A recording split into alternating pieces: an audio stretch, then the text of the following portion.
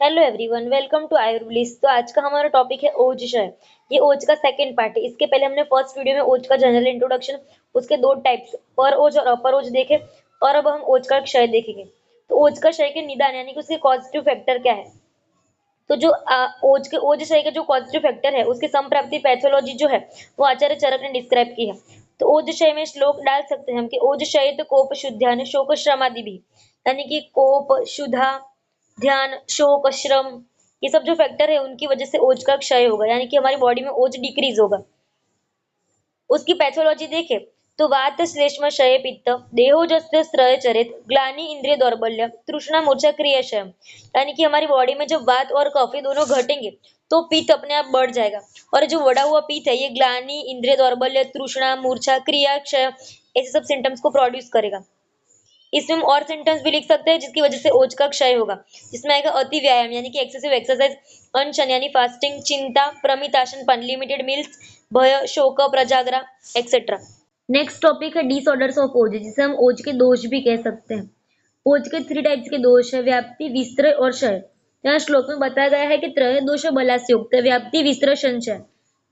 त्रय दोष बलास्य युक्त, यहाँ पे जो बल वर्ड यूज हुआ है जो ओज का ही सिनोनिम है।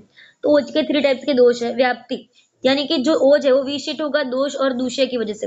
विस्तृंस यानी कि जो दोष है वो अपनी प्लेस से डिसलोकेटेड हो जाएगा। और क्षय यानी कि उसका क्वांटिटी में डिक्रीज होना। किसी भी पेशेंट में जो डिसीज है उसकी साध्यता और असाध्यता यानी कि कोई भी डिसीज का डायग्नोसिस करने के लिए ओज दोष जानना बहुत ही जरूरी है। ओज दोष की चिकित्सा ऐसी है। अब हम ओज दोष की चिकित्सा देखें तो जो ओज दोष है उसमें जठर अग्नि बढ़ाए ऐसी चिकित्सा हमें देनी चाहिए। ओज विस्तरण के लक्षण देखे तो विश्लेष शादोगात्रणाम, दोष विस्तरण सनश्रम, अप्राचुर्य क्रियाणाम, बल विस्तरण से लक्षण। विश्लेष यानी कि संधि विश्लेष, लूजनेस ऑफ जॉइंट। साधोगात्रणाम यानी कि pain and discomfort into the whole body. दोष विस्तरण सन यानी कि डिसलोकेशन ऑफ पाथरी दोष फ्रॉम इट्स ओन प्लेस। श्रम यानी कि फटीग और अप्राचुर्य क्रियाणाम यानी कि मानसिक, शारीरिक और कायिक डिएबिलिटी।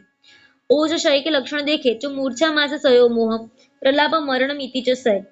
मूर्छा यानी फेंटिंग, मास क्षय यानी कि मास धातु डिक्रीज होगी क्वांटिटी में, मोह यानी कि डेल्यूशन, प्रलाप यानी कि इनरिलेवेंट स्पीच, अज्ञान यानी कि इग्नोरेंस, और मरण यानी कि डेथ।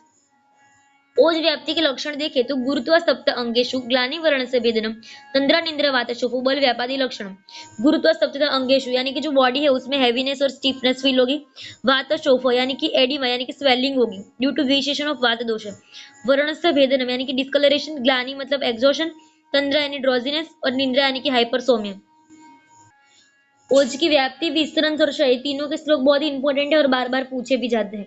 अब ओज की वृद्धि देखे तो ओजो वृद्धि देह से तुष्टि पुष्टि बलोदय। ओज की वृद्धि होने से तुष्टि यानी कि मेंटली सेटिस्फेक्शन फील होता है, पुष्टि यानी कि वेल नरिशमेंट, और बलोदय यानी कि स्ट्रेंथ इंक्रीज होता है। अब ओज ओज क्षय की चिकित्सा देखे तो हमें ऐसी मेडिसिन देनी है डाइजेस्टिव पावर को इंक्रीज करेगी। और मूढ़ संज्ञता वर्ज्य थे। अगर ओज क्षय का ऐसा स्टेज आ गया हो जिसमें पेशेंट अनकॉन्शियस हो जाए तो ऐसे को हमें ट्रीट नहीं करना चाहिए।